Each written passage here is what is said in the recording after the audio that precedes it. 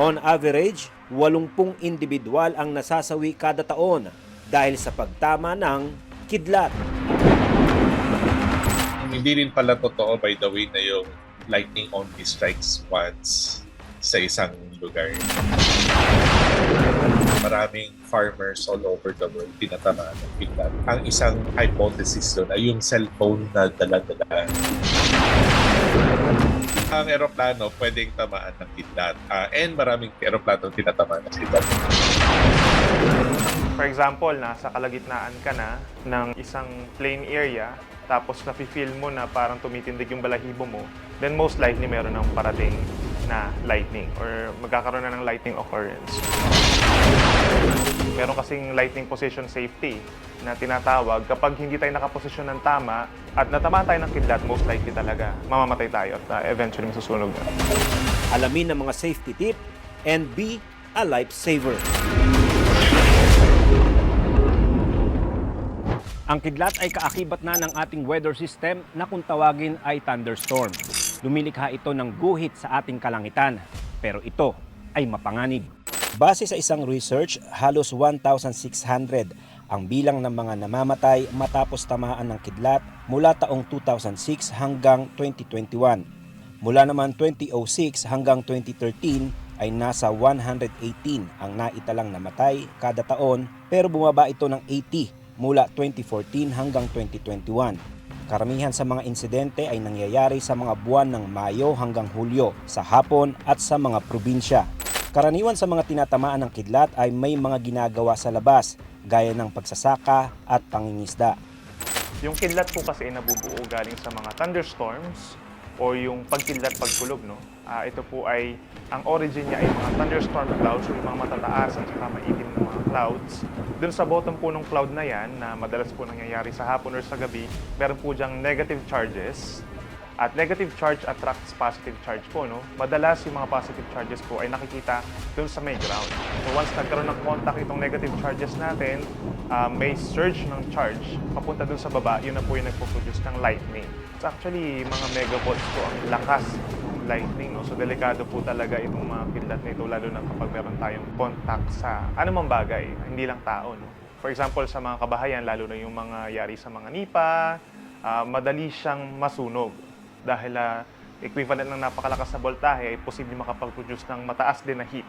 So pwedeng masunog. Tapos in terms of tao naman, for sure, magkakaroon din talaga tayo ng epekto regarding dun sa lakas ng voltahe at saka yung kuryente na dala nitong lightning. Immediately kapag wala tayo sa tamang posisyon, meron kasing lightning position safety na tinatawag, kapag hindi tayo nakaposisyon ng tama, at natamaan tayo ng kidlat, most likely talaga mamamatay tayo. Ayon kay Meteorology Professor Dr. Jerry Bagtasa, base sa kanilang isinagawang pag-aaral noong 2018, mas madalas na magkaroon ng mga pagkidlat sa kanlurang bahagi ng ating bansa. So although yung May mainit na buwan yan, pero towards the end of the month, ito yung transition from tag-init natin papunta sa tag-ulan. So yung transition, it appears na ito yung may pinakamaraming nabubuong thunderstorm and pinakamaraming kidlat nga na nadedetect. Pero from June up to around September, ito yung habagat season natin. Marami pa rin nadedetect, pero particularly nga sa western part ng Pilipinas, particularly sa Western Luzon. Ang ulan kasi sa Eastern Philippines nangyayari yan tuwing mga December, January. So sa Bicol region or sa Caraga. Tapos kadalasan ng ulan dyan, ibang klase, hindi siya thunderstorm. Ano siya, yung tinatawag ng pag-asa na shear line. Kadalasan yun yung nagpapaulan eh. Ang shear line, yung type ng cloud niya, ay hindi gaanong makidlat. Kahit na maulan sa eastern part at certain months of the year, di ganun ka-kidlat kaysa sa kapag dito habagat dito sa western part, mas makidlat talaga. Kung i-quantify natin, nasa hundreds of thousands. Kadalasan sa isang thunderstorm cloud, makakadetect ka ng hundreds or even thousands na kidlat eh. By the way, paano ba na-detect yung kidlat? So kung tayo mga tao, di ba, madedetect natin dalawang klase. Pwede natin makita kasi may flash siya. So yun yung tinatawag natin na lightning. Pwede rin natin marinig, di ba? Yun yung tinatawag natin thunder. Pero may third way to detect. Nag-produce siya ng radio waves. So yung mga detector ng kidlat, say for example ng Pag-asa, actually para siyang transistor radio na nakaset sa certain frequency. Yung way ng pag-detect nila is not by light or by sound but by radio. Kasi thunderstorm kasi ito yung parang mga bulak na matatangkad, mataas siya. Sa sobrang taas niya, malamig kasi sa taas ng atmosphere. Sa lamig niya, nagiging ice yung tubig. Yung ice, pag nagbabanggaan, nagkakaroon ng charges. Ganon din actually sa bato. Di ba? Ang bato nagbabanggaan, nag-charge siya. Kaya ang volcanic eruption doon sa plume ng volcano nagkakaroon ng kidlat dahil sa banggaan ng bato eh. So sa thunderstorm cloud naman, nagbabanggaan yung mga ice, nagkakaroon ng charge, tapos naiipon yung charge, and then eventually kailangan niyang ma-discharge. So yung discharging niya is the lightning. Pero ito ba yung exactly nangyayari? May naka-measure na ba ng charge sa wala pa. Kasi, syempre, delikado. Di ba? Hindi ka pwede magkano ng eroplano. Sa Pilipinas ay nasa 220 volts ang supply ng kuryente sa mga bahay at iba't ibang establishmento. Pero ang voltahe ng isang tipikal na kidlat ay nasa 3 milyon. Ang tanong ay kung pwede kayang mai-imbak ang kuryente na galing sa kidlat.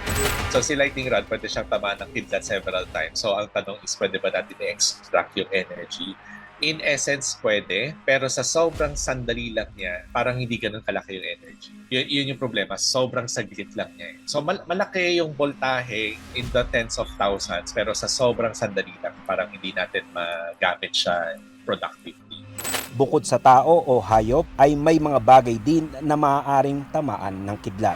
Ang gusto kasing hanapin ng kidlat, yung charge na nasa cloud, gusto niyang hanapin yung pinakamadaling madadaanan niya papuntang lupa. Ano ibig sabihin nun? So, kailangan niya maghanap ng ground. So, ang nangyari, yung pag may mataas na building, kung may mataas na something, halimbawa, may patag ka, tapos may puno sa gitna.